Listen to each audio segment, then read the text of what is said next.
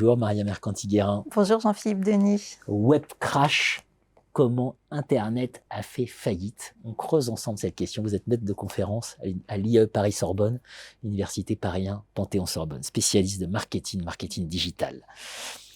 Web crash, ce fameux crack numérique, les ressorts profonds, quels sont-ils? Alors c'est vrai qu'on parle beaucoup d'addiction.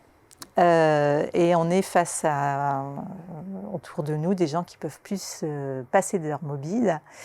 Et un réseau social qui a été très très ciblé est TikTok, qui représenterait le réseau social le plus addictif du monde. Et effectivement, il l'est, et ça m'a intéressé de comprendre pourquoi. En fait, tout vient d'un rapport assez important de la société Bernstein & Co, qui est une société de courtage.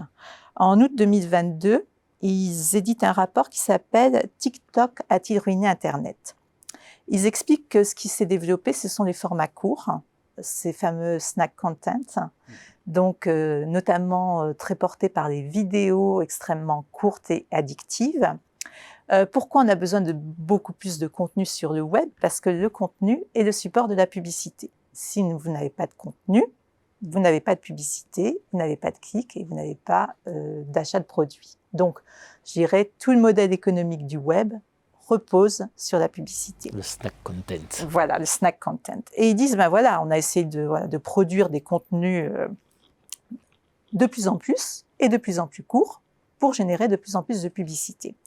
Et ça pose problème au marché. Alors, cette société a une vision assez particulière. Ça ne leur pose pas de problème parce que ça développe l'addiction, parce que les jeunes ne peuvent plus suivre en classe parce qu'ils ont passé leur nuit sur TikTok.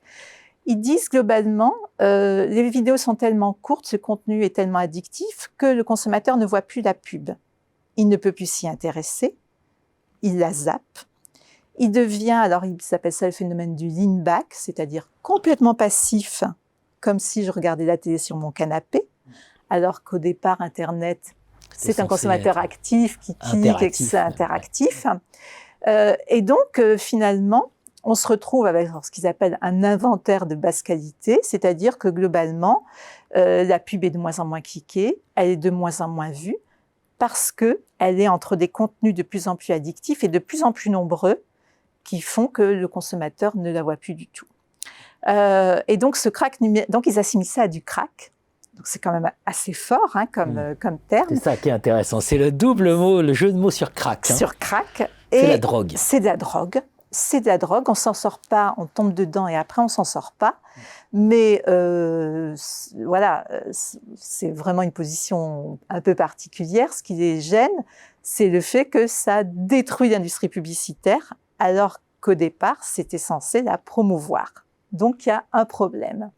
Évidemment, quand on est un législateur ou quand on est un parent, ce qui nous préoccupe, c'est que ça détruit plutôt le cerveau de nos enfants. C'est quand même ça le problème pour nous. Donc, on voit que quand même, ça soulève de multiples problèmes.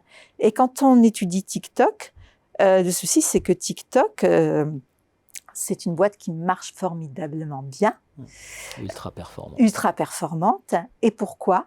Parce que quand vous rentrez dans l'algorithme, vous vous rendez compte qu'il y a une ultra-personnalisation du contenu. Bon, ça, c'est pas nouveau, mais ils vont utiliser, par exemple, des outils comme le computer vision qui permet de proposer des images qui vont faire tilt dans le cerveau de l'utilisateur, ou le NLP, Natural Language Processing, qui permet d'utiliser les bons mots qui vont faire tilt. Donc, ils vont aussi avoir une influence considérable sur l'industrie créative. Et ils consacrent une partie finalement de la page adaptée à l'utilisateur à de la sérendipité. C'est-à-dire que globalement, ils vont tester des contenus que vous n'êtes pas censé voir, enfin qui ne correspondent pas à votre centre d'intérêt, et ils vont voir si vous vous arrêtez sur la vidéo. Et ça, en fait, ça va leur permettre de vous connaître mieux que vous. C'est-à-dire de découvrir des choses qui vous intéressent alors que vous n'en êtes même pas conscient. Et c'est quelque part ça aussi le crack, mieux connaître la personne et savoir comment développer l'addiction. Et il y a des chercheurs qui travaillent sur ce qu'on appelle la captologie, comment capter l'attention, les technologies persuasives. Et notamment au Canada, voilà, un gros groupe de chercheurs qui se sont dit on va se saisir du sujet, qui ont beaucoup travaillé sur ce qu'on appelle le dark design, c'est-à-dire le design des sites internet qui font que vous êtes enfermé alors dans un parcours de conversion qui fait que quoi que vous fassiez, vous ne pouvez pas en sortir et on vous pousse à cliquer sur des éléments sur lesquels vous ne vouliez pas cliquer au départ.